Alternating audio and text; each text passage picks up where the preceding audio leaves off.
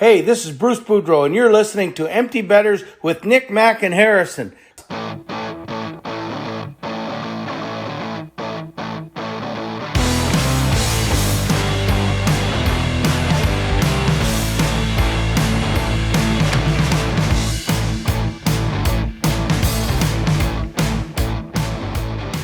Good morning, everybody, and welcome back to episode 165 of Empty Betters. We're down a guy today, aren't we, Mac? It's just Nick and Mac with you today. Forrest Gump is somewhere in Austin, Texas. He just felt like running, I think. Yeah, it's awfully convenient, isn't it, that, the first episode after the Penguins are officially not participating in the postseason, Harry's just kind of MIA. So, he's fired, essentially. He's fired until further notice. We'll see what becomes of that later on. But yeah, for now, we're your guys, us two today. But don't worry, we're gonna bring you all of the coverage for the postseason here. We're gonna preview every single matchup real quick. Just some real quick factoids you should know, and some of our thoughts that come to mind for all these matchups. So I'd also like, yeah, it should be a good one. I'd like to make a blanket statement now. It was very impressive that the Penguins made the playoffs for 16 years in a row. And I think that's absolutely why we were so excited. They missed this year. Yeah. That being said, when it comes to this episode, I would like to make a blanket promise for both of us to take at least the Caps bias and saltiness down to about 65%. I think that's fair for the episode. Yeah. Yeah. I think that's fair. I think we should be good. We got some great stuff for you guys this episode. We're pleased to be joined by Mr. Greg Wyshynski from ESPN, Mr. All Things Hockey for ESPN. It was so cool to get a chance to talk with him. We talked to him for about 15, 20 minutes. We'd love to have him on again, so stay tuned for that. But we were able to talk to him about the Devils, a team we haven't talked to him or talked to each other much about this year, although they've been one of the hottest teams pretty much since November. So that was a lot of fun. You'll hear that a little bit later in the episode. Let's go ahead and get into the meat and potatoes. But before we do, I think Mac has a question of the day brought to you by Brackish Life. I do. And I just want to stress before I say it that I definitely have one, and that I am going to say it in a few seconds. But yeah, before I do, I just want to kind of let you guys all know that I really love doing the question of the day, and I hope you guys all like it a lot too, and that kind of thing. And I would even maybe say to Nick, if there's a chance that you could say something for maybe 30 or 40 seconds right now, anything, okay, even that might be cool. And then I would have the question of the day after that. Well, I feel like, we're all messed up now because Harry isn't here. He's usually the one quarterback in this thing. So if you're watching on YouTube and you're wondering why my background looks different and why Harry's not here, it's because Harry's in Austin. He went down there for the Nick Bear Fitness Marathon. I don't know if I'm saying that right, so I apologize if I'm not. And then I am currently in Ocean City. Just had to come up here for a couple of days, do some stuff to the place. So yeah, that's why it looks different. Mac. Perfect. Got it. All right, here we go. Would you rather, we're going to go back to another would you rather question, although this is not one that I've had in my back pocket for a while, like the peanut butter locksmith one from last week. Which is a little concerning that was in your back pocket. Yeah, it is. But here we go. So would you rather have to wear thick ski socks and big boots, like either Timberlands or some really hefty sturdy boot every time you go to the beach or get in the water or anything like that? If you're going swimming in a pool or anything like that, you have to wear big thick socks and boots. Or would you rather have to wear flip-flops in the snow every time, snow or rain, every time it snows or rains? That is just a lose. Right, it is bad. Because let's be real, ski socks weigh 5 pounds. Yeah. And let me just say that you won't get trench foot or hypothermia. There's nothing that's going to happen to you that like So you're not losing physically. toes. No, you're not Okay. losing toes with the flip-flops in the snow, and you're not getting like stink foot infection from like the water sock boot situation. No, no trench foot. Okay. But you will feel all of the like inconvenience of said scenario, but nothing bodily harmful will happen to you. Sign me up for flip-flops. I mean, the amount of time I spend like at the pool or in the water, I could not live with having to wear boots. I figured you would say that because you are a huge aquatic person. Yeah, but I also don't live in Wisconsin where I would have to like be It's miserable for constant. Yeah. like It's 9 months out of the year. listen, it's a hard one. I might actually take the boots and the socks because I'll tell you why. Because when you're swimming around and you're like wearing like you've worn like a water shoe before, you know? Yeah, You know how like your feet just it feels crazy to kind of like kick around in that? a little Like bit. Yeah. yeah, like imagine what that would be like if you're wearing like a big heavy boot. It'd be even crazier. It would probably feel kind of cool. And most importantly, if you go to the beach, that whole problem with like, oh no, I touched something, or like, oh my God, the rocks are so sharp, I got to get past the rocks so I can get to like That's the true. sandbar. Like it actually would be practically kind of helpful for some parts of the situation. If you're like if you're a short king and you're listening, maybe it means that you could stand at the deep end There with you your head go. above water in a pool because you would have like steel-toed Timberlands on that give you an extra like inch or two, and then you're like, oh cool, I'm taller now. Ooh, if you were at the water park and you were too short to go down a ride, you could slap those Yo, on. Oh, Mr. and they're like, Lifeguard. sir, you're not allowed to have shoes on though. And Yeah. and I'm like, I'm sorry, I actually answered a question a If few you weeks go ago. listen to And 165 right yes, now. and it's I signed a legal binding agreement that I have to do this. So are you gonna let me down the water slide or what? Oh, that is so true. All right. I think that's a good split. Yeah, a Yeah. 50-50. The flip-flops in the snow though, like It's tough. I I'm just also like picturing imagine like like, the CVS flip flops that have like the little like oh guy that yeah. always comes out and you're trying to flop around and it just it Yeah.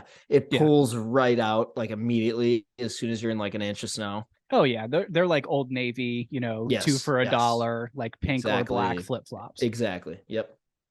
All righty. Well, that lovely question of the day was brought to you like Brackish Life. If you're like us and grew up on the water or outdoors, then Brackish Life is perfect for you. They have the best gear to keep you cool, warm, and looking great all summer long. Be sure to stock up on Brackish Life supplies before you hit the beach this summer. Head to brackish.life today to get stocked up. All right, should we dive into the East? Playoffs start tonight, so Let's it's do it. the most wonderful time of the year. So excited to be able to watch these stress-free this year. Where else in the East can you start other than the Boston Bruins? They win the President's Trophy, win the East, win the Atlantic. They come into the series against the Florida Panthers at a -320. The Panthers come in at a +250. It's last year's President's Trophy winner against this year's President's Trophy winner. And we have Patrice Bergeron tentative to play game 1 due to an illness and injury. So just right off the bat, Mac, what is your first impression of this series? And I'll basically put it this way. Do the Panthers have a chance in hell? So what we've been saying a lot and what our guests recently have been saying is like, the President's Trophy team always chokes, never wins. I think we've had one guy come on and pick them to actually win the cup in the last couple of weeks. So, and I've kind of been in that camp, right? But as I've filled out my bracket in the last couple of days, and after we kind of got these finalized matchups, I'm going through it in my head. I'm trying to think, okay, who is actually coming out of the East? Who's actually coming out of the West?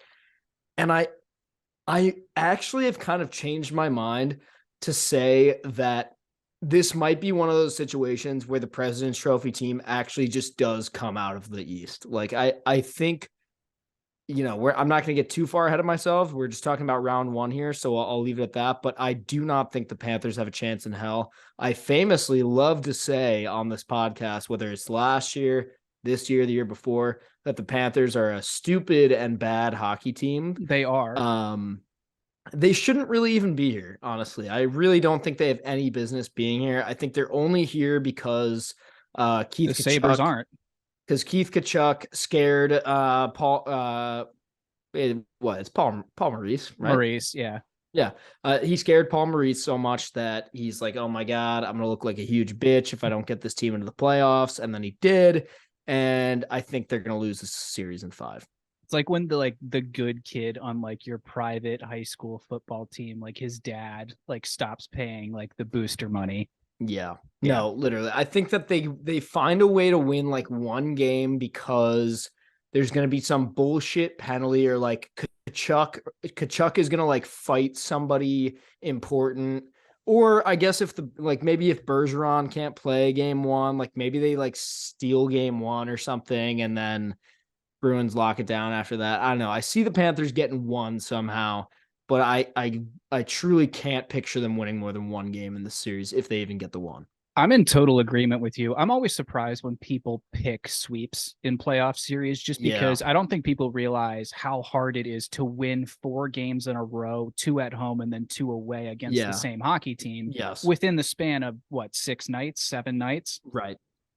No, it's impossible almost. And I don't think I've ever actually picked a sweep in like any bracket that I've done for hockey, but this could be one. Like this actually could be one. No, I'm in complete agreement. And I think I picked officially, I have the Bruins in 6, but I'm totally with everything you were saying about this team, how we were not writing them off, but we were saying, oh, President's Trophy doesn't mean dick. You're going to get into the playoffs. And as we were approaching the end of, the season, specifically with the East, I was going over some of the matchups and thinking, who of these teams could beat Boston? And pretty much every time I did that in my head, I kept saying, as long as it's not Florida, someone can beat them. Because as long as it wasn't the Panthers, like the Canes could match up well against them. You would never know about the Leafs or the Lightning. I mean, that's just a coin flip. The Rangers could beat them. The Devils could beat them. The Islanders could beat them. Yeah. No, I feel the same way. They basically get a free pass through the first round. Pretty much. Even if somehow they piss away a couple games and it does go 6 or like maybe 7, who knows? But I really don't see that happening. And I will be utterly shocked if somehow they lose this year. Like that would be one of the more shocking things that happened in the NHL in like the last decade, honestly, if that happens. I think that would be a bigger deal than the Jackets sweeping the Bolts. Yeah, honestly, I would go ahead and agree with you with that. I totally agree with what you said as well, that like they might be able to steal a game here. I think, that team is good enough, the Panthers, and they have a good enough group of star players like Barkov or Kachuk or someone like that, where if it got to overtime, coin flip, that game could go either way. Or like I'm picturing too, like that dude Alex Lyon or Leon or whatever. I don't even know if he's going to see a game or if they're just going to give it to Bob or what, but I've liked what that guy has done. And like, maybe he stands on his head some game. Like I could see there being like a 1-1 game where that dude or Bob makes like 45 saves or something. And then, like you said, who knows, maybe they score the goal in overtime. They win a game or something, but yeah. To wrap this up, I'm going to read some numbers here. So I took like some, analytic numbers from the Athletic. So offensive rating, they have the Bruins at a +40. They have the Panthers at a +60. Goaltending, Bruins at a +17, Panthers at a +8. Ready for this? Defense, Bruins +51, Panthers -7. My God. Yeah. Okay. That is that's the perfect way to wrap that one up. One final thought. And this is my Caps bias coming in here. I really think a guy like Garnet Hathaway, I'm not sure if anyone saw this quote other than me, but they interviewed him recently, like on the Bruins, and he was saying basically that he considers it like a huge honor that the best team in the league like wanted to trade for him. And he was like, I think that's like a huge nod to like the way I've been playing my game recently. And like, I just think that like I've been putting in a lot of hard work and it's finally paid off. And like they brought me in because they think I can help them do this. And I'm here to do that. Like, and you don't typically hear hockey players talk like that. No, exactly. And like, that's why I'm like, okay, you bring in a guy like that who's so hungry, who hasn't tasted this shit, like hasn't even come close to tasting a Stanley Cup in his career. And he is going to fight for it. And like, they just brought in dudes like that and Bertuzzi or whatever, who I know is young or whatever. But I just think that they brought in the right guys and they actually might have a chance at just like being the best team and also just winning the cup. It's also like, it's even crazier that that's like his childhood dream team to play for is the Boston Bruins. That is kind of crazy. Moving on. Okay. Well, it wouldn't be the East or the Atlantic if we had started with the Boston Bruins and then moved on to the Toronto Maple Leafs. So that's where we're going now. We have the Leafs that come in second place in the Atlantic. They're minus 150 against the third place in the Atlantic team, which is the Tampa Bay Lightning at a plus 130. What do you even say here at this point? Again, I've said a lot. Listen, I've said a lot of things about these potential matchups and these teams over the course of the last few weeks. I may contradict all of that today, but again, we're shooting from the hip here. And once that was then, that's history. Right. And it's anyone who's listening, it's way different when you finally have the exact matchups in front of you and you're picking it in a bracket or whatever. It's no longer like, well, what if these teams played each other? No, it's these teams are playing each other. Who's going to win? And after looking at that, I fully believe it's time for Toronto to win a series. Wow. It's time for Tampa Bay to fall. They're tired. They've lost some guys. You cannot keep doing what you've been doing. Vasi has kind of had like an off year for his standards, which is like a stupid thing to say because he's still had a really good year. But like considering like his best years, it's kind of an off year for him. And I think that it's just time. It's just law of averages. It's time. However, I do think they're going to win this series in 7 games. The celebration is going to be crazy. They're going to get the monkey off their back, and then they're just going to like lose to the Bruins. Oh no. So like polar opposite of what happened to the Caps. Like, I don't think, I think in any other scenario that does happen where it's like they're unstoppable after they finally like bust down that door that they haven't been able to bust down for years. But I think there's just something about this Bruins team that I'm too hot on. Like I really can't see them losing to like anyone. And on that note, that's why I've got the Bolts in 7. Wow. Okay. I had been flirting with that. Oh, it would be fun if Toronto won because I just want to see what they would do to the city. Like, let's be real. I just want to see how drunk these people would get. Oh my God. But here's the numbers for you. This team won 11 straight playoff series and 2 Stanley Cups from 2020 to 2022. Right. They know how to do it. Yeah. I'll get to their big offseason loss in a minute. But what this comes down to for me is, do you trust Austin Matthews, Mitch Marner, William Nylander, and John Tavares to beat Andrei Vasilevsky at least 4 or 5 times a game? Yeah. I mean, now you're making me second guess myself. The other thing that I keep forgetting, and I had to keep reminding myself this while I was filling out the bracket, because when I first filled it out, I was like, fuck it, this is Toronto's year. And I had them like going like pretty far. I think I even put them in like the cup final because of that, exactly what I just said. I'm like, yeah, if they win the first series, like they're going to have all this freaking momentum. They're just going to go. And then I was like, oh my God, I totally forgot. Their goalie is Ilya Samsonov. Yep, I knew you were going to say that. It's not happening. I don't care how good of a year he has. It's not happening. He's not taking this team to the Stanley Cup final. He might not be able to win them a series. We'll see. Right. I think that's a great way to put it. We'll see. I have no idea how that one is going to go. The one thing I will say in defense of the Lightning losing pieces, Andre Palat had 7 third period playoff goals last season. That's crazy. That's absolutely crazy. Yeah. That's like Lars Eller 2018 on crack. That's unprecedented too. It's like what you had no business doing that. Like no, absolutely not. Like if he had 7 goals in the playoffs, I would have been impressed. Sure. Yeah. All right. So what'd you say? You said Leafs in 7? Leafs in 7. I'll stick with it, but I do think that that's all they get. Okay. I'm going to go Bolts in 7. And then I think that following, and I think that second round matchup is going to be absolutely bonkers. I know that Harry's not here, but I was talking to him recently and he was stressing so hard. He was saying that Toronto's due. I know we talked about whether due is actually a thing or not last episode, but he says Toronto's due and Tampa sucks on the road, and that's going to be the kryptonite. So we'll see how it plays out, but that's Harry's thoughts there. Okay. Interesting. Let's move over to the Metro. We have the winner of the Metro division, the Carolina Hurricanes. They come in at a -190 to face the first seeded wildcard team, the New York Islanders, at a +160. Worth noting here, the Hurricanes have not advanced past the second round since sweeping the Islanders in 4 games to reach the conference final in 19.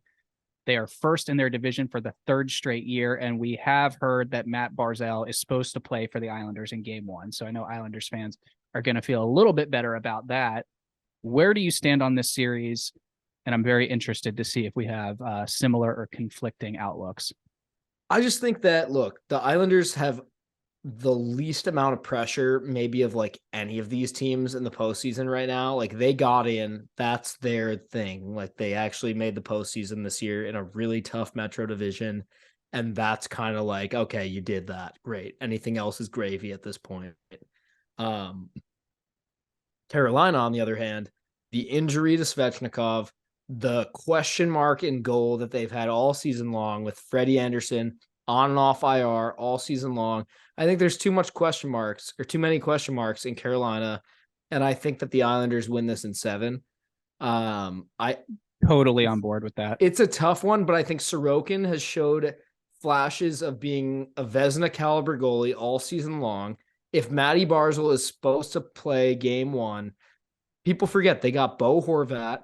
They loaded up a little bit. They got a little stronger. This is still actually, you know what? Let me stress one thing real quick here. I think that the main thing that people need to understand about this matchup, Carolina has had a goal scoring problem. Like that has been a problem. One. That has been a big problem. And then you take away Andrei Svechnikov.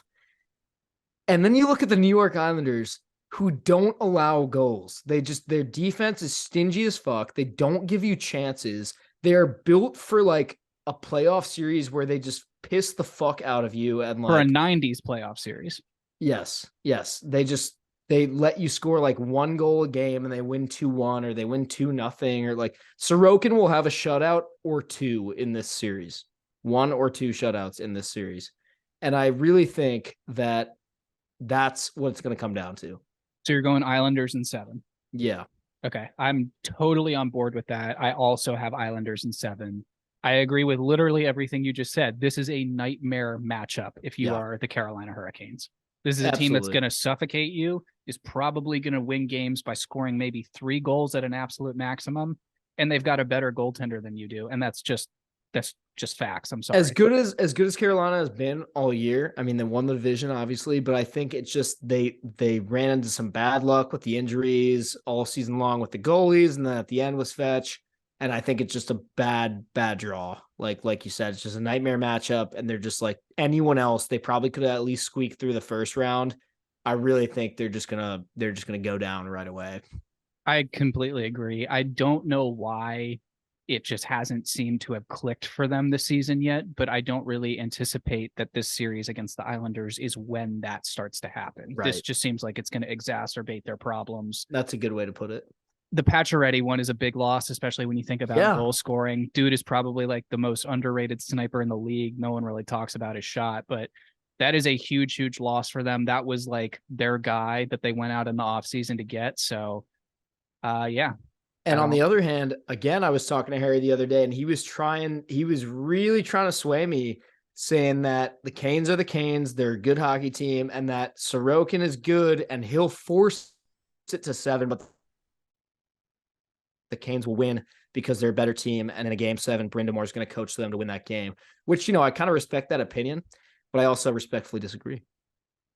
Yeah, I think in a Game 7, I would take the Islanders. Like, I think if you get there, they've proven that they're every bit as good as that team, and they're just going to continue to do what they've been doing. Now, if it's something where the Islanders are up 2-0 and the Canes claw their way back, maybe that's a different story, but Game 7 in Carolina, 2-0 victory for the Islanders. Sorokin I could totally see that. Sorokin gets his second shutout of the series, and Canes fans go home crying. Yeah, personally, I would love that, but I would love to see it. Yeah, rocking with the Island. All right, let's wrap up the East here. We have the 2 seed in the Metro, the New Jersey Devils, coming in at a -120 to beat the New York Rangers, the 3rd seed in the Metro, at a +100.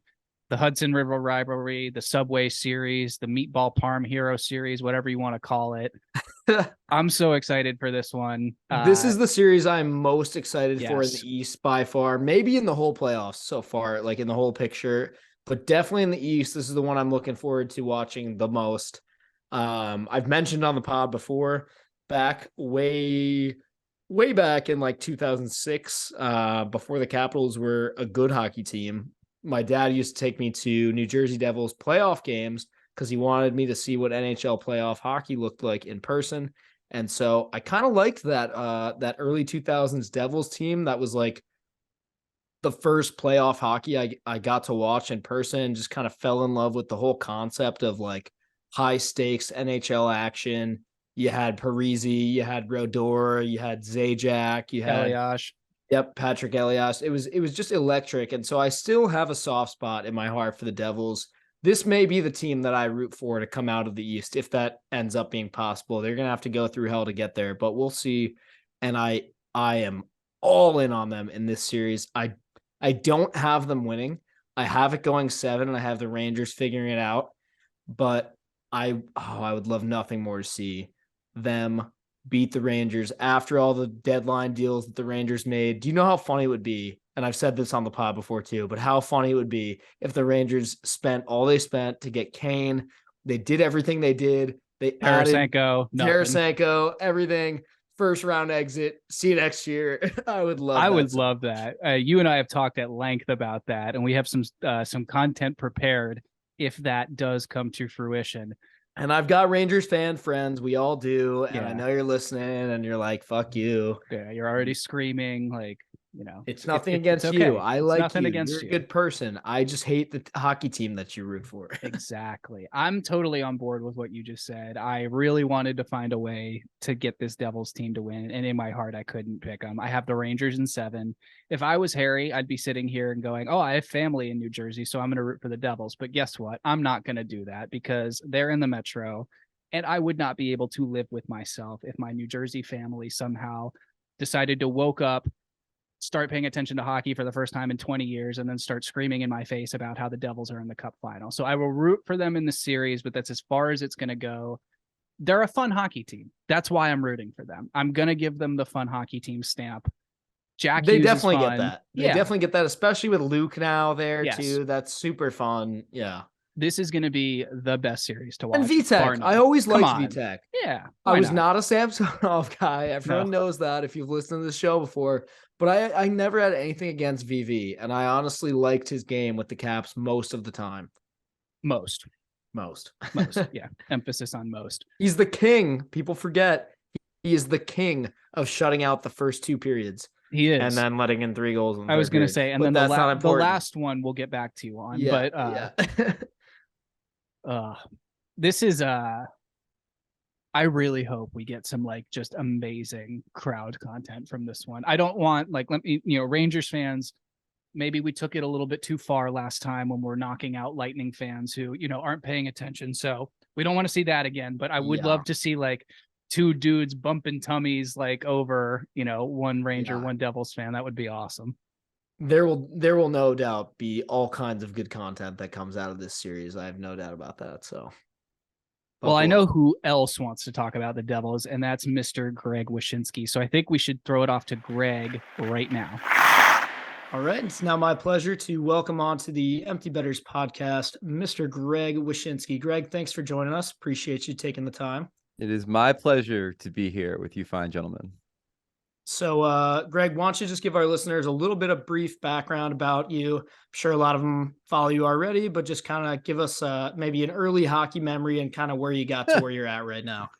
Earliest hockey memory is I'm going to date myself here, but it was like the 88 Devils season was the first time I ever really paid attention to hockey. It was the first time they made the playoffs, and it cemented for me the idea that the way the most surefire way to become a fan is to live and die with your team during a lengthy playoff run, which is exactly why I've never wanted to pass judgment on Columbus and places like that, because I feel like they've not had that opportunity like I had as a young kid. So that did it for me. You know, my dad was a Rangers and an Islanders fan before he became a Devils fan, only because I was a Devils fan. I've now passed on the Devils fandom to my daughter, which is a real joy in life. But you know, I lucked out, man. I wound up going to Maryland for journalism, and then after a wild ride of learning that maybe public relations wasn't my bag, I worked for a newspaper in Virginia called the Connection Newspapers, and then kind of crafted a digital journalism career. Worked for AOL, worked for Deadspin, and then ended up at Yahoo doing the Puck Daddy blog from 2008 through 2017, I guess it is, and that's when I hopped over to ESPN. But I make no bones about the fact that I came up at the right time. I came up at a time when blogs were a thing, and wise ass American reporters who could make pop culture references were a thing. So like I hit it at the right time. There you go. We've had a couple other blogs on some similar stories. Also very cool about the University of Maryland. Obviously, us three are from Maryland. Two of us still live there, so that's always cool to hear. Dude, it was great. It was such a fun time. I mean, it was a school that a lot of my friends from Jersey went to because it was like just far enough away, but also close enough where you could drive back home. Like for those of us that didn't want to go to Rutgers, we all migrated down to Maryland, and it was great times. It was the college journalism was fantastic. You know, it still is. They got a great program there that apparently has even gotten tougher, and I really appreciated my time there. I don't think I give them enough money for them to like ask me to come back and do a lot of stuff for them. And by that I mean I give them no money. So I'd hold that against them that I haven't really necessarily like my name's not on a building or anything. So Not yet.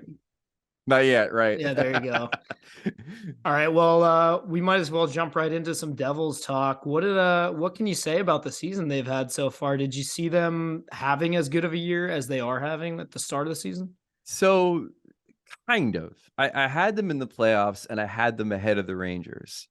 And I was ridiculed a lot for those two things, especially by my Rangers readers who know that I'm a Devils fan and accuse me of being a homer. But at the end of the day, I was very much right. Like I knew the resurgence was there.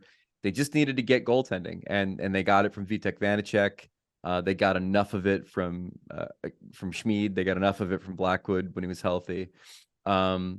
Now, the other thing I thought would happen was that Jack Hughes would bust out if he was healthy, and he didn't miss any time outside of a couple weeks later in the season, and he's been having a Hart Trophy quality season. I don't know if he'll get to be in the top three with McDavid and Pasternak, but he's been that good for them. So they were ready to make the leap. I mean, it was all there. They played well enough last season to promise that they could do this. That said, I didn't quite know how they do it, and the way that they play, with the pace with which they play, the tenacity with which they play, rushing up and down the ice, being extraordinarily responsible defensively, which was their biggest failing last year, along with goaltending, was something I didn't anticipate, and quite frankly, I thought would be something that would happen after Lindy Ruff was fired. But instead, he'll probably be like a Jack Adams finalist. Yeah, it's been a wild season for sure. And talk about Jack Hughes. I think tonight we've got Luke debuting. Is that correct? That's right. Yeah, the two Hughes brothers. I've long lobbied that the Devils need to unite the Triforce and get Quinn on the team somehow, and just go from there. But it's pretty dope to have like your brother on the team, you know. And they claim that the pick wasn't made to keep Jack happy. I'm sure that's probably like 60% true, but now he's got his brother on the team, and the fact that Luke is great and was great at Michigan and shows all the signs of being a really good NHL defenseman is gravy. It's a really exciting time for this team because obviously their window to contend extends well beyond whatever they do in the playoffs. So speaking of playoffs, what are kind of your expectations going in? Well, for the Devils specifically, it'll be interesting to see how it shakes out. I mean, as we do the show, whether the potential for them to finish first in the Metro remains on the table. And, if that happens, that really kind of changes their trajectory, I think, a little bit. The first round series against the Rangers will be really tough. They've played the Rangers well. I don't think that they're going to be intimidated by the team. They might be intimidated by the moment. But the idea that those two teams could match up is really intriguing. I had one NHL general manager tell me that it's kind of amazing if those two guys, if the Rangers and Devils meet in the first round, because they both want to play the same way. They want to create space for their skill players. They want to have guys flying up and down the ice.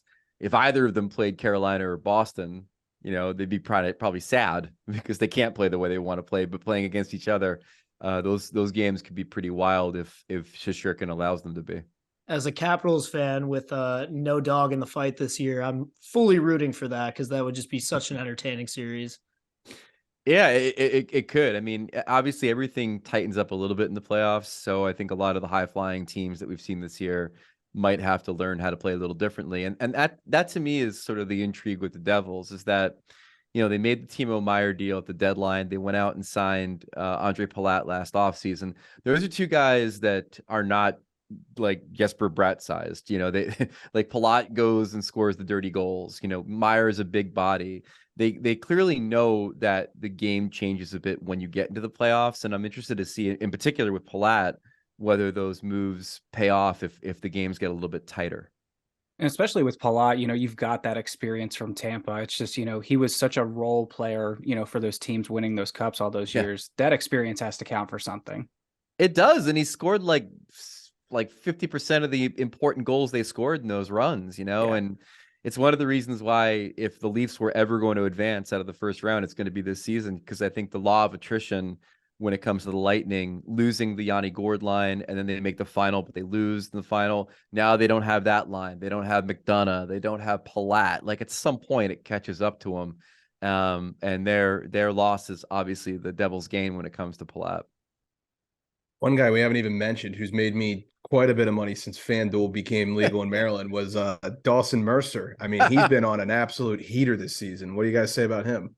He's great, man. I thought you were going to go down the Dougie Hamilton shot prop route. Which you're hip to that too. Okay. Yeah, I've banged that drum a few times this year.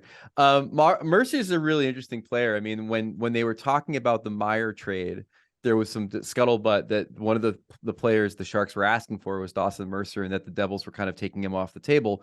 And there's a lot of people that are like, why? And if you watch the team, you know why. I mean, he's a jack of all trades type player, fantastic penalty killer, certainly can bring it offensively. A really, really good complement to Hughes and Bratt and Hischier that I think a good deep championship team needs. Want to take it away from the Devils just for a second, because I know we only got you for a limited amount of time. I have to ask about the Toronto Maple Leafs, because we've had a bunch of people on in the last 2 weeks getting this, preview ready for the playoffs. We know that they're playing Tampa. Initial thoughts on that round one matchup? Like I said, I mean, they got to win. I mean, this Tampa team is very vulnerable. Yeah, they still have the pillars, Hedman, Kucherov, Stamkos, Vasilevsky, Killorn, Point. As long as you have those guys, you have a chance to win any series. But the depth on that team is not as good as what it used to be. And frankly, they haven't played well this season. So if the Leafs are ever going to do it, it's going to be now. Obviously, Samsonov, you guys know him well. I think has played better than anyone expected with the Leafs, and has certainly played really well down the stretch. So if he's real, and they go into this series without being haunted by the same demons they had in the past, and making the trade for Ryan O'Reilly at the deadline, in theory, should help with exercising some of those demons with a guy that could be in the room and know what to say at the right time and know when to make the play that they need, then they should advance. And if they do advance, I mean, like, look, when it comes to Boston, I'm a guy that said for the last month, I'm taking the field. There's a reason why we haven't seen a team that won the President's Trophy in the wild card era make even the final, let alone win the cup. And if the Leafs make it through the Lightning, as crazy as it sounds that they could beat the Bruins, I mean, the Capitals are a great example of this. Like, once you get the monkey off your back, like once you've gone and done the thing that you couldn't do in the playoffs, sometimes the wind in your sails is so strong that it just carries you to heights that no one could have predicted.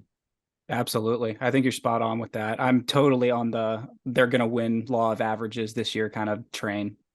Yeah.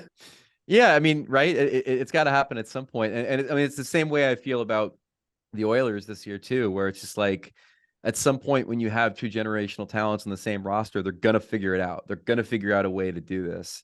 And I picked them as my cup pick earlier before the season for that very reason.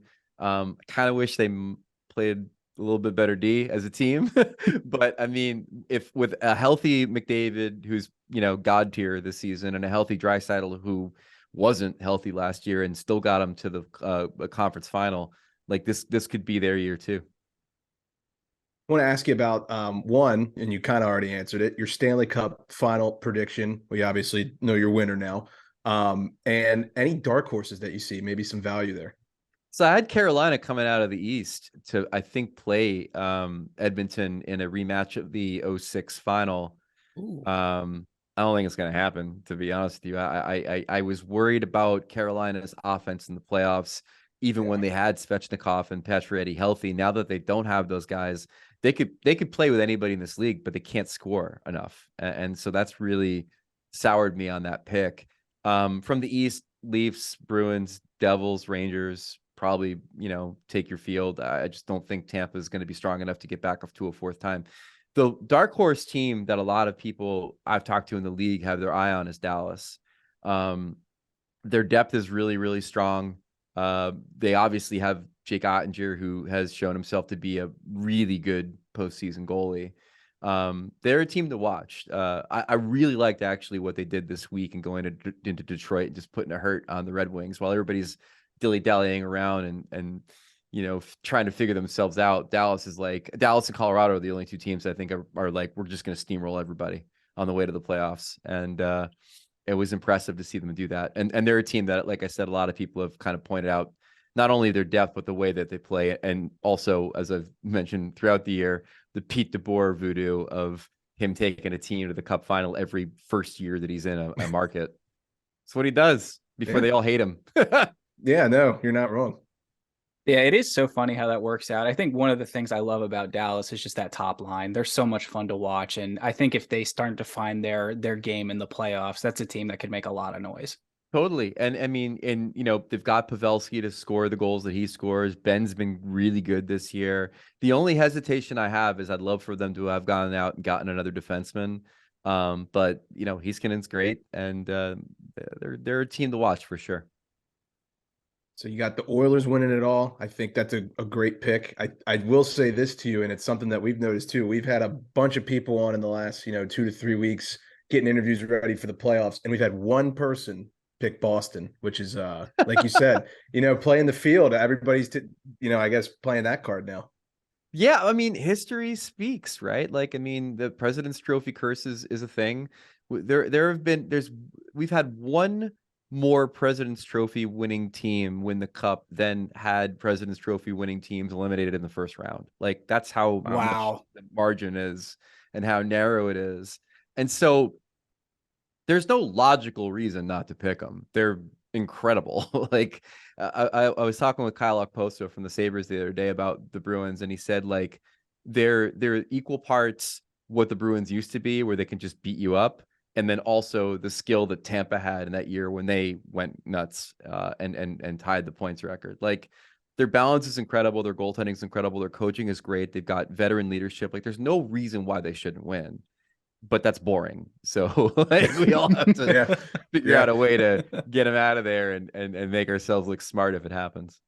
Root for the storylines always. Of course. Yeah. Fellas, you guys got any other questions for Greg? I think I'm good here. I know you're on a time crunch too. Yeah. Who wins the draft lottery, and why is it going to be the Washington Capitals? It'd be awesome if it was the Caps, man. But if Bedard and Ovechkin, you would get the record within a year and a half. Pretty much. I think it'll end up being San Jose or Columbus.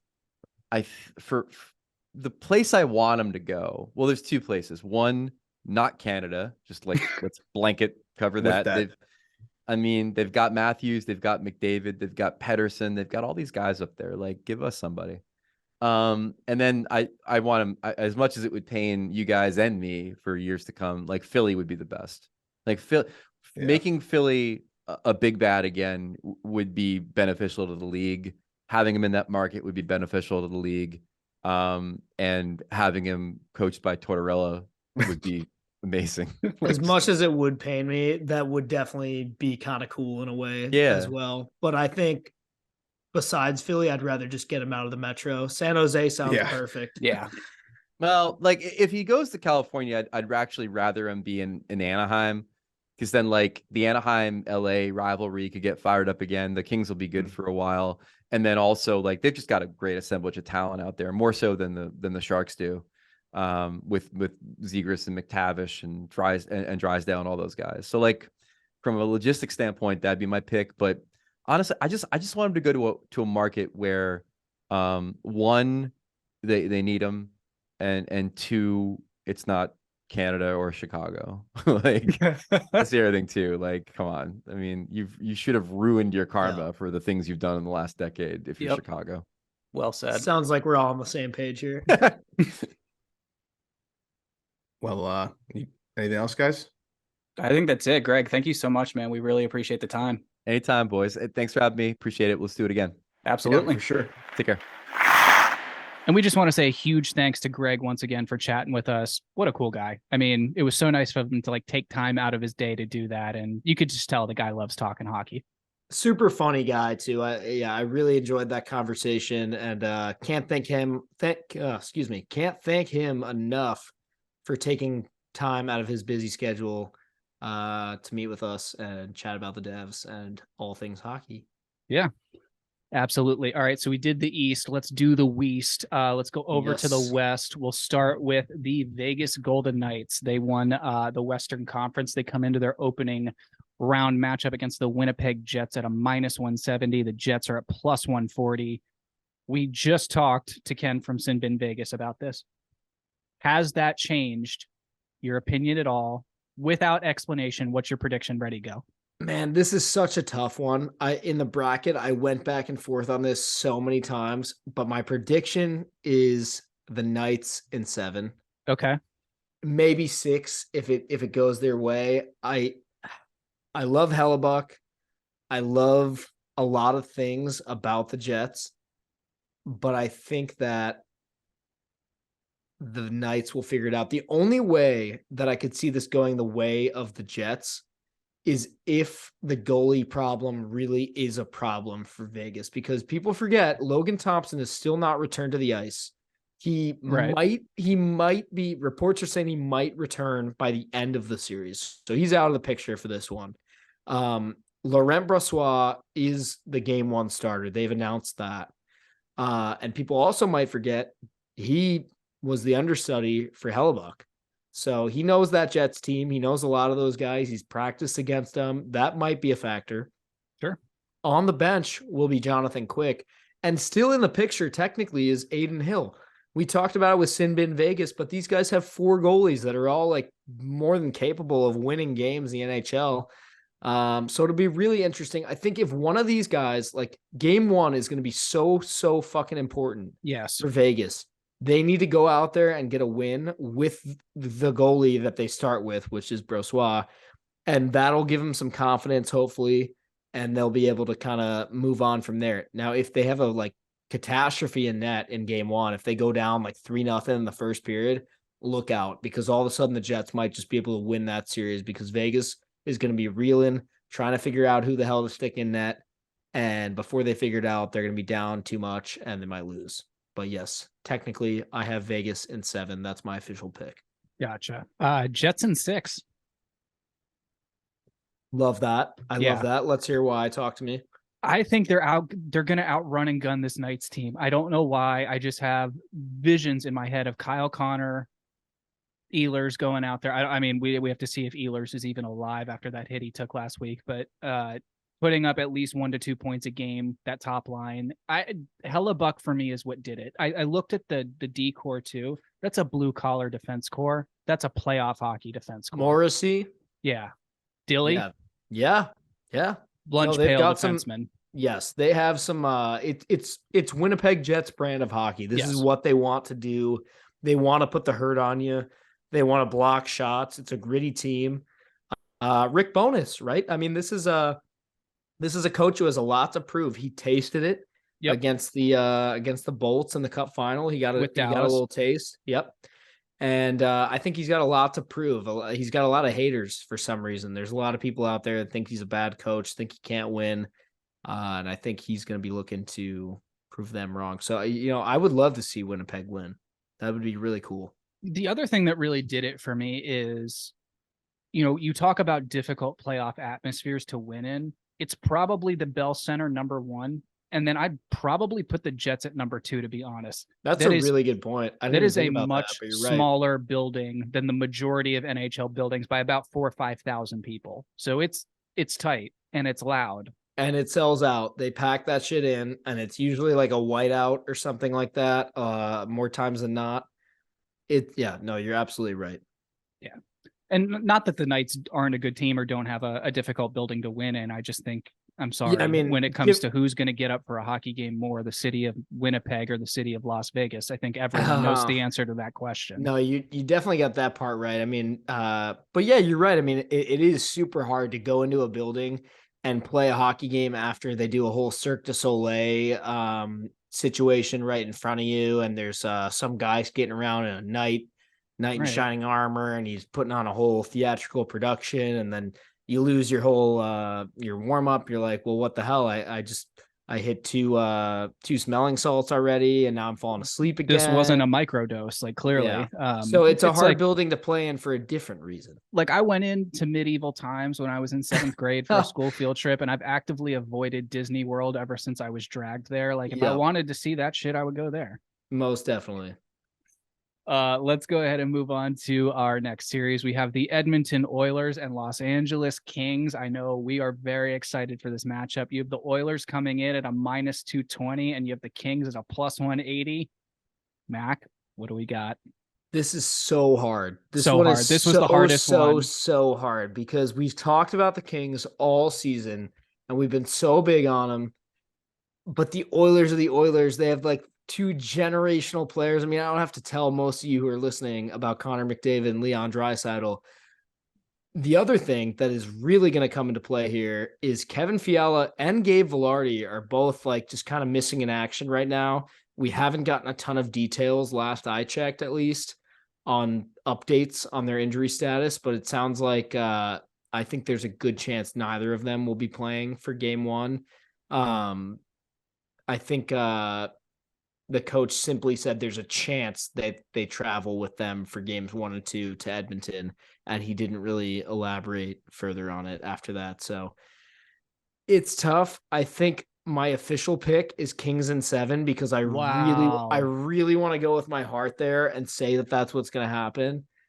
But man, I think I'll tell you what, if the Oilers get through the Kings, they will probably go to the Cup final. I totally agree. This was the hardest series for me to pick, because in the same sense of what I was saying about Boston and Florida, like had Boston drawn anyone else could have beaten them. Had LA drawn anyone else, they could have beaten anyone else. Yes. This is the one team in the West they couldn't beat, and they drew them. And it kind of sucks, because this is going to be an amazing series. What's crazy too is I talked to a friend of the program, Morgan Miller, diehard Kings fan, season ticket holder, and he was telling me he's like me, a homer. He's like, oh, we can take anyone, whatever. And he was telling me he's confident that they can beat the Oilers. Not going to be easy, but he thinks they can do it. And I was like, okay, but after the Oilers, what are you worried about maybe having to play a team like Minnesota? Because I think that we'll get to them later, but I think that's a really, really dangerous team in the West as well. And he told me, he was like, listen, if the Kings can beat Connor McDavid and Leon Draisaitl, they can win the Stanley Cup. Like they can go all the way. I totally agree with that. That brings the question, is this the Western Conference final? Like is the winner of this series going all the way? I know we're going to get to Minnesota later, and we got to put some respect on their name. And we haven't even talked about the defending Stanley Cup champions, Colorado Avalanche. But it's an interesting question. It is an interesting question, and I'm inclined to say yes. I'm also inclined to say that this is probably going to be the best series that we might see in the entire playoffs. I really hope I really hope that the Oilers don't like win in 5 or something like that, just because of No. the Kings injuries, or like I am a little worried. There is a world where that happens. I mean, a much worse than this Kings team did take this, like, this roughly same Edmonton core to Yeah. 7 games once No, before. you're right. That is true. God, man, Connor McDavid is just on a mission this year, though. That is why I had such a hard time picking against him. But I do think the Kings are almost comparable to like the Islanders in a way, where it's like they're stingy. They're going to like score the goals on you and then just give you nothing. Like just dump the puck in and give you nothing. Another fun And hockey team too. yeah, they are fun. Even though they're like not, it's not like they're winning games like 6-5 most of the time. No, but they're likable. They are likable. They have a lot of good players. I will say they need Fiala. They need him. They do. He can't miss like the whole series. That would be really, really bad. Plus, female viewership would drop 200%. Certified sexy man. Yeah, that dude is handsome. Okay. Like, let's be real. I think the Velarde one is just as big. Yeah. That dude's a playoff guy. I mean, he might not have gotten enough time to show it or have the kind of guy you notice experience. more when he's not in the lineup. Yes. Yeah. Yep. Can play pretty much anywhere. Big guy, scoring guy, loves to get behind the net. I was talking with someone the other day, a family friend of mine, who, watched hockey in like the 80s, 90s, not so much anymore after he had kids. And he was like, hey, Nick, this McDavid guy and this other guy that are in Edmonton, he's like, what's the deal? Is this like Gretzky and Curry? They're not that good, right? And I was like, no, they're that good. Like, that is what you're looking at right now. You're looking at Edmonton basically having 2 more generational players to attempt to go win. I mean, what did the Oilers win? 4 cups in the 80s or something like that? Yeah. No, it's extremely comparable. My pick is Oilers in 7. I think that's a smart pick. Instead, I'm doing what you should never do when, this is a gambling podcast after all, so this is not advisable, but I'm going with the Kings in 7 because I'm going with my heart, and that's who I want to win. There you go. All right, let's move on. We have the defending Stanley Cup champion Colorado Avalanche to face off against the Seattle Kraken making their playoff debut. The Avs come in at a -180. The Kraken come in at a +155. I think this one is actually going to be a lot more interesting than people think with what we've learned in the last 48 hours. And that is that essentially Gabe Landeskog will not play this year for the Colorado Avalanche. He missed the entire season and will not be ready for the playoffs. And Makar, now, on the other hand, this is big question mark. Yeah, we don't know. I haven't heard much. And last I checked, they're not saying much. So I don't know if he'll be back. I would tend to think he won't, based on like what they said initially. I don't think that this is like a minor thing that he's dealing with. If he's not playing, then I'm inclined to believe he's not going to be ready at some point in the next 7 games. Yeah. Like, that's a guy who, he's young. If he's 80%, he's going. Yes. No, that's a good point. I think that he's probably hurting bad right now. And I think that they'll still probably win because I think that the Kraken, maybe I'm wrong, but I think the Kraken might be the worst team in the playoffs. Actually, probably the Florida Panthers. But the problem with the Kraken, they have very good offensive numbers. Everyone knows that. They can score goals. They actually have pretty good defensive numbers too. They rank in, I want to say, the top 5. I should have put this in front of me, but I want to say they rank in the top 5 in terms of shots on goal allowed per game. Their problem comes in between the pipes. Yes. Their goalies have been incredibly inconsistent. Jones had a little bit of a hot streak at one point, Martin Jones, which is insane to say out loud. Grubauer, I think, is like kind of back. He was kind of like he was kind of just irrelevant for most of the season. Because it was like Martin Jones and like Joey Dacord and like I think maybe even some other. They had someone else in there too. I have no idea who it was. It wasn't pretty in net for them, but they found a way to get in the playoffs as a wild card, and they found a way to win games enough to get to this point. So there's reason to believe they can still win some hockey games this spring. I tend to agree with what you said initially. This will be a little closer than people imagine.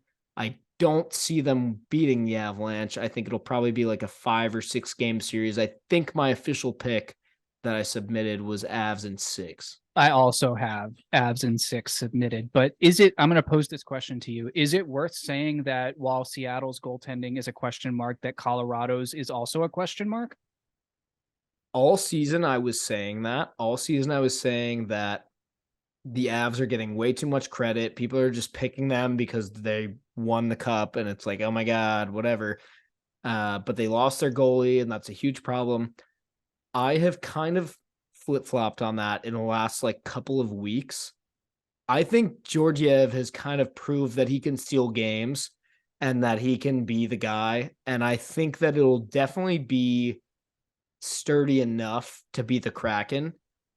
I do still, however, stand by my statement about the Avs not being all that anymore, especially without Gabe Landeskog and especially if Makar's not there. I don't think they're going to make a deep run this year. I really don't. I think they're winning. I think they're beating the Kraken and going no further. So that was going to be my next question, because I know last episode you said this was as far as the Kraken go. I was going to say if the Avs win the series, is that as far as they go? Yes, I don't have it in front of me, but aren't they playing the winner of the Stars and the Wild? Yeah. Yeah. We'll get there in a second, but they're losing to whoever wins that series. Gotcha. I think you are spot on about Georgiev. I think, is he the guy that you would want to start a playoff game with? If you're asking me, and I've got a list of NHL goaltenders in front of me, probably not. Is he the guy in Colorado now? Yes. He's the starter now. I think he's absolutely earned that. No, he has to be, and you got to go with what you got. Is Francouz still the backup, right? I believe so. Is he healthy? I know he was off and on at one point, but couldn't tell you. Yeah, I think that's probably the situation they've got there. I think AG will get the job done. Yeah.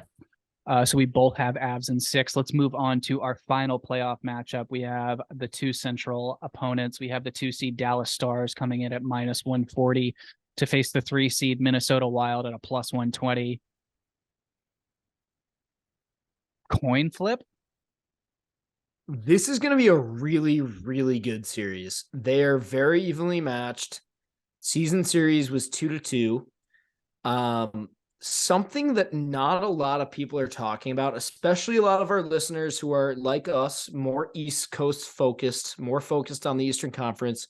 A lot of you don't realize Philip Gustafson for the Minnesota Wild, technically the backup goalie behind Marc-Andre Fleury, was one of the best goalies in the NHL this season. He was. Like he played out of his fucking mind. And had he gotten more games, like had he not been basically sharing the role all year with Fleury, I really think he could have made like a Vezina argument. I think he was that good.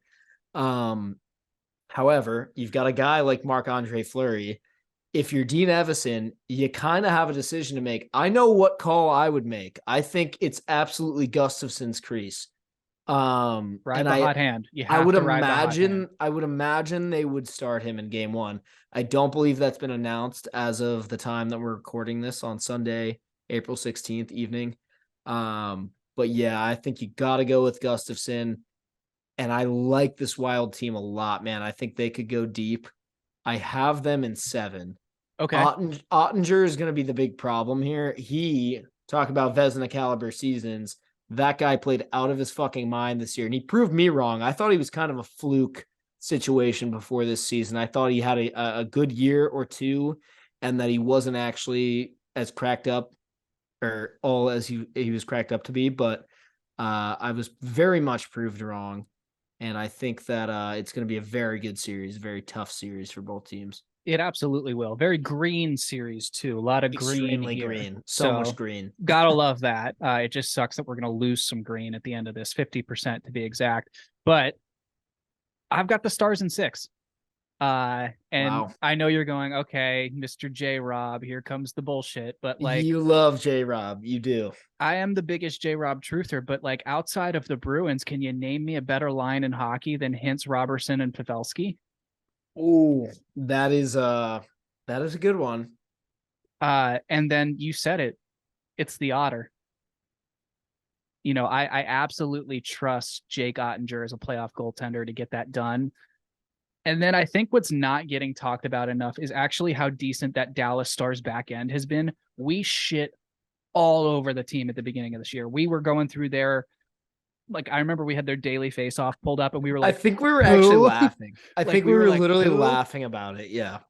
They're every bit as good as they once were. I think, Heiskanen isn't putting up ridiculous numbers, but I think it's because he's taken on more of that number one defenseman role. So he's playing tough minutes. They lost Klingberg. He's out there on PK. He's out there on power play. The guy's racking up a ton of minutes a night.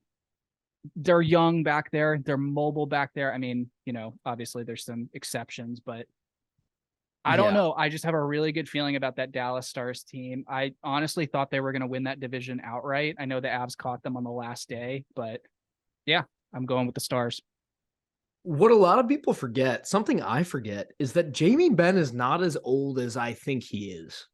And he had a very good year this year, which was weird for him. I don't know why I have it in my head that he's like old as like dirt.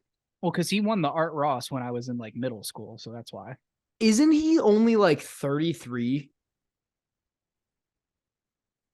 Fact check that for me while I say something. If you told me that he was 33, I would believe you. I thought he was like more like 36 or something like that, but I think he's younger than that. But either way, I think that this is a team that tasted. I've been talking about tasting all episode. Teams that have tasted it, coaches that have tasted it. This team tasted it. Rick Bowness, no longer there, tasted it with them. This team tasted it. Jamie Benn was right there, about to win his first cup, and the Tampa Bay Lightning said, "Fuck you, absolutely not." And now he might have another chance with Jake Otter and net. I think there's definitely reason to believe they could go on a run too, which is why this series is so interesting. I do have the Wild in 7, but I would not be surprised to see what you said, Dallas in 6, Dallas in 7. I would be surprised if either of these teams win in less than 6 or 7. I think that this is easily going to be one of the most competitive series. You were spot on with Ben. He's 33. That is crazy. I guess I was thinking more close to like Ovi's age. I think like 35, 36. Right, 35, 36. The other thing is like he wears no face shield. And like all those guys in my head are immediately like 40. Yeah, that's true. Or not playing anymore. Yeah, or like pushing retirement or retired. Yeah. This Stars team, I would also give this Stars team, honestly, both Stars and Wild, you can give them the fun stamp. I think, Minnesota, you've got the atmosphere, you've got the state of hockey, Lord, does Minnesota sports just need an absolute break at this point? Because, I mean, how can it get any worse? Yeah, Minnesota definitely gets the fun stamp. Dallas, I don't want to give it to them because, like, they kind of annoy the fuck out of me sometimes. They're just like, in the past, I would say they're boring. Yes. Oh my God. That is the worst part. But they are fun. It's just, you can't deny it. Jamie Benn, Tyler Seguin, right? They got all kinds of like random guys too. Isn't like Kivi Ranta still there? And like Rupe Hintz is very good. They just got guys that can get it done. They definitely passed like the third line test. I don't have it in front of me, but they I can just say they pass it. Yeah. Oh, you can give them a pass. Yeah. Alrighty. Well, I think that wraps it up. So your official prediction for that was Wild in 7. I've got Stars in 6. And I think I'm a little bit going with my heart on that one too, like I did with the Kings, but I don't know. Yeah. Let's talk about some of the playoff matchups we just ran through. I know that was a lot of information for you all, but some questions here right off the bat.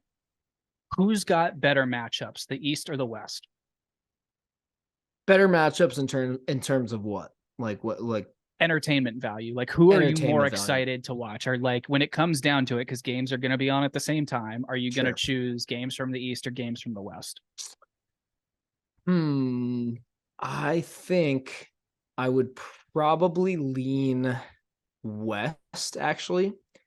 Just because I think that the West is a lot. I mean, you looked at how the West shook out, like how it, the the way it shook out at the end of the year was there was like 5 or 6 teams that could have moved around in the last like 2 or 3 days of the season. Yep. A lot of those East teams were set besides the wild cards, but they're like both divisions were up for grabs in the West with like For the last day, pretty much. Pretty much. So I think for that reason, I think those series might tend to be a little closer, a little more exciting, or at least maybe the games will be closer. But I stand by what I said. I think the series I'm most excited to watch is Devils Rangers. I think that is going to be unbelievable. I'm also on that train. That's probably going to be the best one, but I'm more excited to see like the Stars Wild matchup, the Oilers Kings matchup. I feel like the Kraken Abs, it could be insanely boring or insanely entertaining all at the same time. And then, I mean, we haven't even talked about, the Knights and the Jets, so who knows how that one could go. What is your value pick? If you had to put money on one, what's your best value pick for these first round matchups? And when you say value pick, just to kind of educate some of the maybe rookie gambling fans, you wouldn't want me to pick a team like the Bruins, right? Who are minus 320 because that's like a slam dunk and it's not good value. Correct. Right. So value pick, somebody that's maybe plus money or not insane minus value, but somebody who actually has a shot at winning. I don't hate the Jets, like you were saying, at plus 140. I think that's pretty solid value. I would say if I had to give you what I think is the best value, probably the Kings at plus 180, because I do think there's a real chance they win that series, and you're almost doubling your money if they do. I do also think it's a little bit criminal that the Wild are actually plus 120. I really think that series should be a pick'em. I think both teams should be minus 110. Yep. But I'm in agreement with you on goes that. with the seeding, I guess. Yeah. My first reaction to this question was also to pick the Kings. I mean, that plus 180 is very, very tempting, especially when you start to, as we do, talk ourselves into it, when the bullshit starts, to be like, oh, that could happen and that could happen. Is it kind of crazy that the Rangers are plus 100 against the Devils, who are minus 120? That feels kind of insane to me. I know they're technically the lower seed, but like you're talking about a team that has Patrick Kane, Vlad Tarasenko, Igor Shesterkin. Like you can name off the whole roster right now. Like Panarin, that is an unbelievable hockey team. Yeah, that you could get for just face value. Like on paper, they're a much better team than the Devils are. Right. What you put down is what you win. Plus also, 100, that's just even. Shout out to Vegas for making that series totally unbettable based on those odds. Thank you. Yeah, that is such bullshit. The ones that jump out to me, you talked about the Kings. The Islanders at plus 160 is quite tempting, but the fact that the Tampa Bay Lightning are plus money to win a playoff series at this point is just out, like, it's just otherworldly to me. I know it's funny. I know it's plus 130, but like until that well dries up, I'm going to keep tapping it. I guess that's fair. I mean, it does make sense given like when you look at the teams and the circumstances and yada, yada, yada. But I mean, you make a good point. They are the Lightning. Like you were saying about the Rangers, a team with Andrei Vasilevsky in goal is plus money to win a playoff series against Ilya Samsonov. Against a team, or against Vanacek, but against a team that didn't make the playoffs last year or the year before or the one before that, I'm pretty sure. Alrighty. Which playoff goaltender would you choose to start a game 7? Oh man, this one you're really putting me on the spot. There's an easy answer here, other than like the obvious one in the room. But I might go Hellebuck. I might go Connor Hellebuck of the Winnipeg Jets. I mean, I think on paper he is probably the best, most like trusted, most tenured goalie, other than Andrei Vasilevsky. But I don't know. I just don't like the year he had for some reason. I don't like the team that is playing in front of him as much as I have in the past. Best Jets team that we've seen. It's not the most talented Jets team we've seen, and it's certainly not the most well-performing Jets team we've seen. Right. Are you saying the obvious answer is Andrei Vasilevsky, or? That would be, I think, the obvious answer to me, just because, the guy has done it. He's proven it. Yeah. I know Tampa has some sketchy records when it comes to game 7s. Yeah, that's kind of what I was thinking too. I would probably go Shesterkin. Okay. I don't hate that. There's And a that's- lot. There's a lot of really good goalies that There's a you lot. can trust. Yeah. I mean, I was flip-flopping between him and Sorokin. You know, I was kind of flip-flopping between like Ilya Samsonov and Sergei Bobrovsky and like maybe Aiden Hill, you know, Ilya those guys are- Brizgalov too. Why not? yeah. Tim Thomas, you know, Oh man, we're just naming goalies at this point. we are. We're playing the old goalie game. David Abisher, right? Chris Dreger, like Wade Dubowitz. Wait, that's who it was. Didn't Dreger see Yeah. time for? Yeah, that we were trying to figure out what 'Cause other goalie played a little that bit. was for the Kraken that this was year. Seattle's "Let's go get our guy" move. Was Yeah. to go get Chris Dreger. And I'm pretty sure I tapped the waiver wire in fantasy hockey on that one once or twice. Yeah. Well, I mean, you got to do what you got to do. Yep. Well, I know Chris is going to need to recover a little bit from his time with the Kraken, much like we do whenever we work out. You know, Mac and I are always using our Kane Footwear. Their bounce back foam and their Kane Revives helps us, you know, not only pick heavy stuff up, but put it back down and not feel like shit the next day. So head to the link in our bio to get a pair of the most comfortable shoes you will ever own. This question is our discussion of the week, brought to you by Kane Footwear. Which of the first round matchups is most likely to have an upset happen? God, you're just full of good questions here, full of good discussion topics. Let me think here for a second. I was gonna say I'm making you think today. I know. I'm sorry. You really are. You are. Do you have a go-to answer while I think about that? And the easy answer here is the Islanders. Like we both picked them. They're plus 160 to win this series.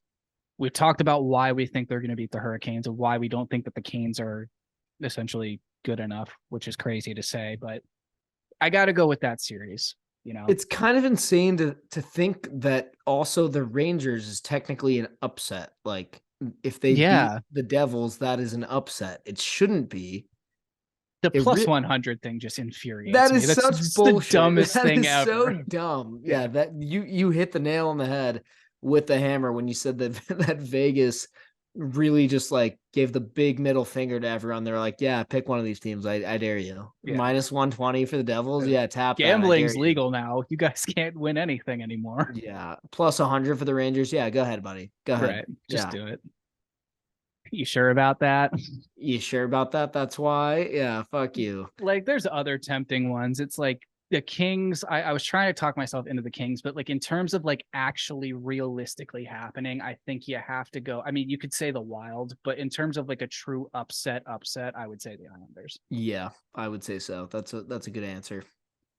Last question, and then we'll get to some quick news around the league before we wrap up here. Since the Caps and of course the Penguins are not in the playoffs, which team or teams are you gravitating towards rooting for? Do you have one, or are you just excited for chaos? I'm definitely excited for chaos. If I had to like tell you what would make me the happiest, just like in my inner hockey core soul, I think I would probably say like the Minnesota Wild, honestly. I really think that would be cool. I mean, it's the hockey state. They deserve it. They really deserve it so badly. I got absolutely no beef with that team, with that state, with that city. I couldn't say one bad thing about that team or anything that pisses me off about them. So I think that would probably be like my number one pick for team that I would want to win. That's very Midwest neighborly of you. Yeah, right. Yeah. Right. They're just across the state line there. Like you could go like borrow their playoff win. I'll bring it right back. You know, yes, it'll be exactly. Exactly. Let me borrow that real quick. And I'll bring it right back. And it'll be fine. Couple 2-tree playoff wins and couple 2-3 and then do the fish fry. Yeah, exactly. Good Friday fish fry, eh?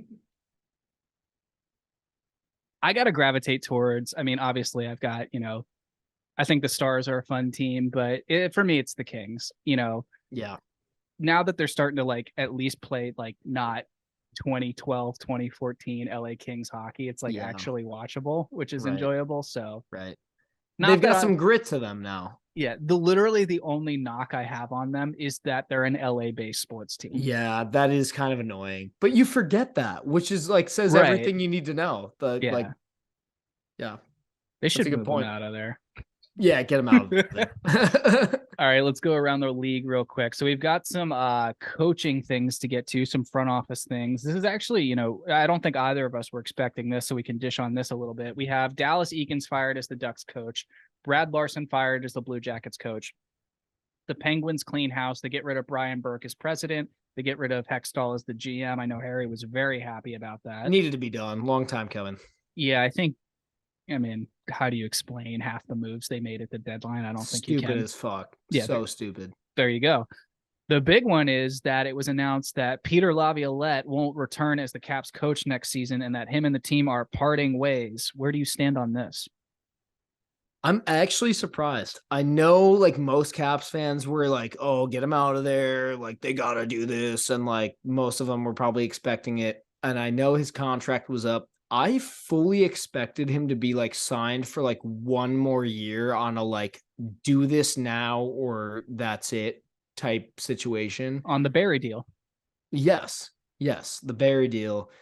It didn't happen. I opened Instagram the other day, like the second this was announced, because I saw the first thing I saw was a post from the Washington Capitals account that said Laviolette and the Capitals have parted ways mutually. And it was posted like 45 seconds prior. And I was like, holy shit. It really did like kind of give me the like gasp. Like I was actually kind of surprised. And whether it's the right call or not, I think is still to be determined. I think when we had my dad, Mike Vogel, on the show a couple of weeks ago, he had a lot of really interesting things to say that I've still been thinking about. In terms of, yes, maybe it's smart to get rid of a coach that has either lost the room or players aren't buying into the system anymore. But on the other hand, you've got 3 years to try to do this one more time. Yes.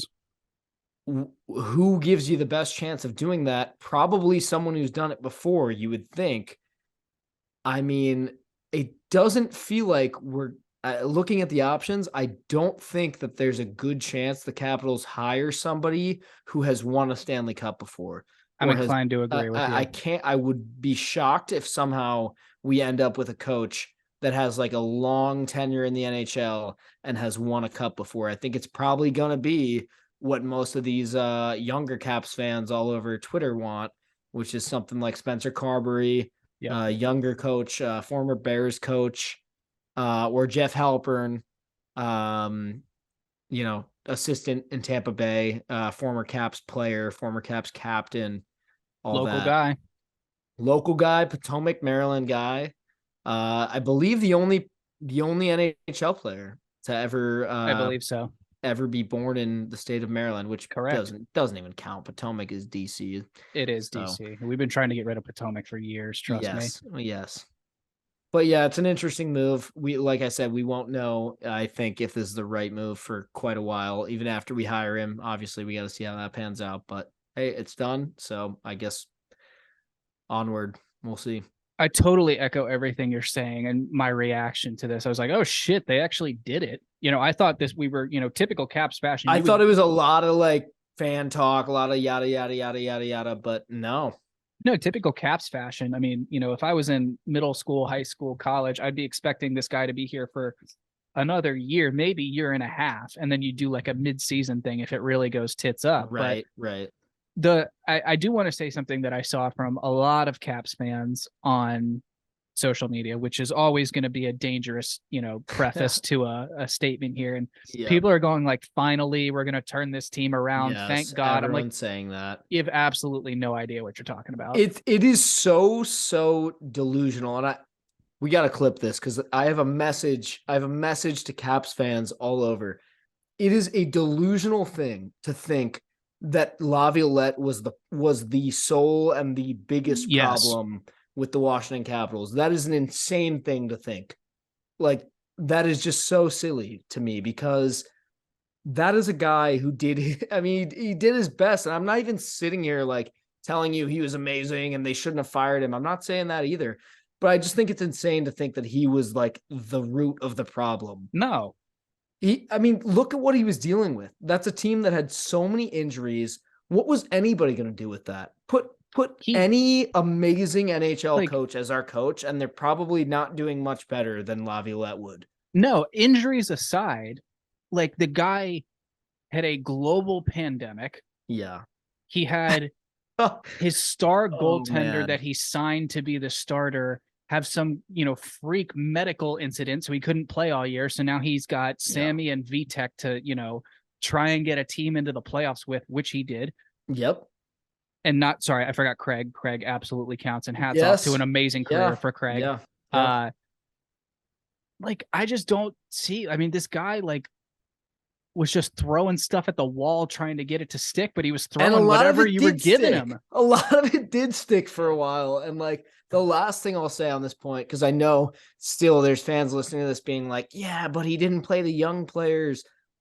That is so bullshit to me, man. Connor McMichael, this whatever, isn't 10 dude. years ago. Those guys aren't NHL ready. I don't think people understand the salary cap cycle. It's like when you're at this point, your prospects are not NHL ready. I think it's equally delusional to think that had Connor McMichael been playing more minutes, he would have secured an NHL spot by now, and he would have had 20 goals this year.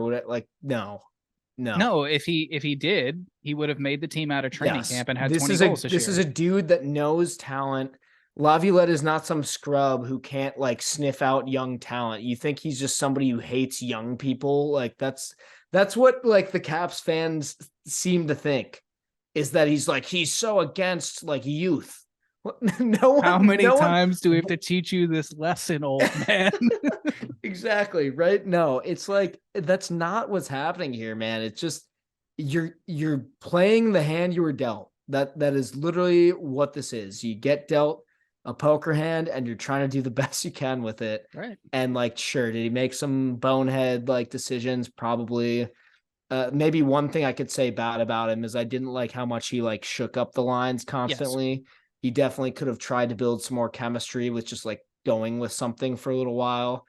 And again, there's some bad things I could say about him. If we sat here and talked about this for 30 minutes, which we're not going to, I could probably come up with 10 good things and 10 bad things about Peter Laviolette being the Capitals head coach. But the bottom line here is that you're delusional if you think that Peter Laviolette was the biggest problem with the Washington Capitals. Or if you think that somehow is going to be the injection that turns this team around out of nowhere. It's no, if anything, it would be, getting, draft pick 1 or 2, but we've talked about that enough for the last 2 episodes. So yeah. And I also think that, honestly, let's just be honest with ourselves for a second. No matter what coach we get, no matter what we do in this offseason, it is going to be extremely difficult to win another cup with Ovechkin. To make the playoffs. I don't think people are understanding what's going on in the East. It's going to take a miracle. It is going to take a minor miracle to get Ovechkin a second Stanley Cup. I really think that's true. I think there's an extremely high chance that does not happen. And if it does, that'd be awesome. But it's going to take a price that I don't know if I want to pay. Right. Yeah. Yeah, I would fully expect there to be some pretty big changes in that top 6 next year. I know there's rumors about them going after a top 6 forward, but while we're on the subject real quick, I love how honest GMBM has been in his postseason interviews. He has been brutally candid, just they've asked him questions and he's answered them. He straight up said, he's yeah, Kuznetsov, he never found his game. We weren't happy with what he did. I'm not sure what the problem is, basically, is what he said. And there were a few other statements about other players. We're not going to get into it all right now. We can chat about that another time. But I just want to commend that. I think he's been super upfront. And I love that. It's the season's over. He doesn't give a shit anymore. Yeah, Let's just cards on the table. This is what ask happened. Me a question. Yeah, this is what I thought about that. I don't know. Yeah. Yeah, good for him. And he's spot on. Yeah, and one more thing. If you think, and there are some of you out there that think this, if you think that Brian McClellan needs to be fired, you're an idiot. You are one of the biggest idiot hockey fans out there. And if you think Brian yeah. McClellan needs to be replaced as GM, I have two things to say to you. Dylan Strome. yeah, there you go. Or I don't know, Sonny Milano. That's like what? Like, I don't know, 35 goals Yeah. covered by about $3.5 million. Yeah. Yeah. I don't know. Or I mean, I guess you could make the argument that if you didn't get Strome or Milano, we'd have Bedard this year because my we would be God. by far the worst team. Whatever. That's neither here nor there. Alrighty, let's move on to the trivia presented by Elwoods. Mac, do you have a trivia question for us? I do, but first let's talk a little bit about Elwoods.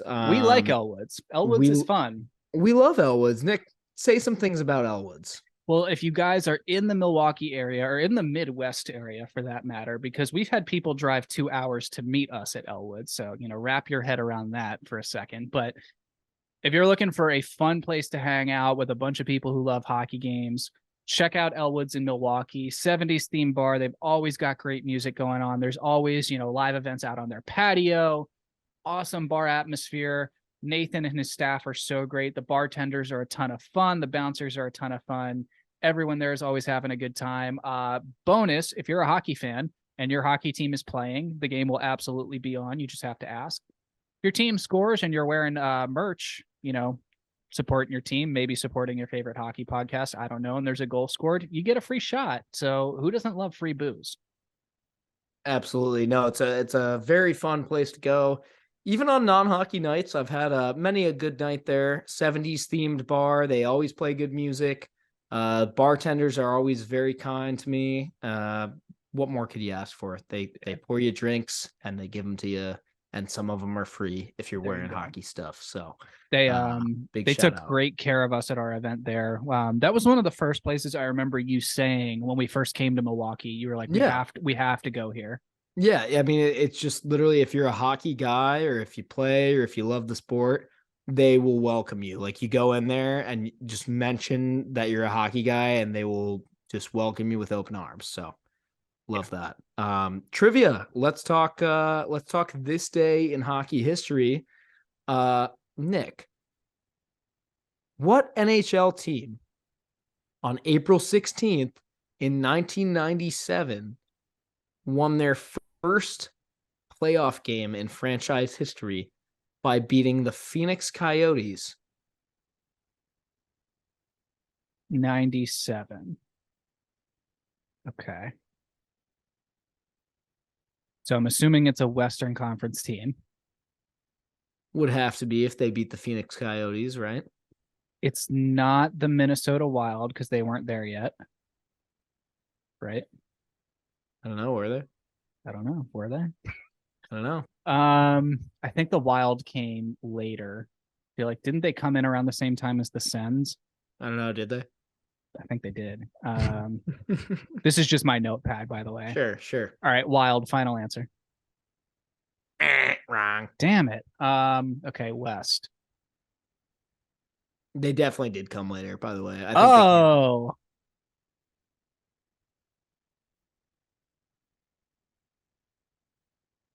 Is it the Dallas Stars? Wrong. Damn it. I thought I was going for like Stars, North Stars thing. No. New team, Western Conference, 90s. Shit.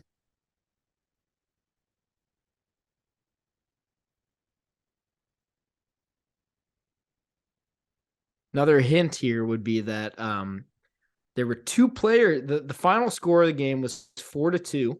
They beat the Coyotes 4-2 to win their first playoff game in franchise history. Two players scored all 4 goals for them. So there were 2 absolute stars on this team that ended up scoring twice apiece. And both of these guys are easily like Hall of Fame caliber. Single digit number guys For for jerseys. I would have to fact check. Let me see here. Let me see. Can you hear me typing away here? Because I don't know why I'm having a hard time with this. Normally I'm pretty good at this stuff. That guy is single number. And how about the other one? No, I don't think the other one is. Okay. Oh, no, he is. Oh, yeah, duh. He is. He definitely is. Anaheim Ducks. Yep. Bingo. Paul Correa and Teemu Solani. Bang. Nice. Nice. 8 and 9. Yes. Yeah. Nailed it. God damn. Because I forgot that I got confused because didn't Solani wear like 13 for a hot second there too? And that's why I was like 13 with the Jets, I think. Anyway, yeah, that's it. So that was a good one. Yeah. I think that pretty much wraps it up unless you have anything else you want to cover, Mac. Other than that, I think we're all good. Playoffs start tonight. Follow along. We'll be posting stuff pretty much throughout the playoffs. Let's see how wrong we are. I can't wait to watch the Seattle Kraken play the Florida Panthers in the Cup final. Seriously, and everyone's going to let us know how wrong we were. That's usually how it goes. Keep your eyes posted. We're going to be posting a lot more throughout the week. It's, essentially going to be on like an every other day basis now at this point. So just stay tuned and we will catch you guys on the next one. Without further ado, dismissed. Wham.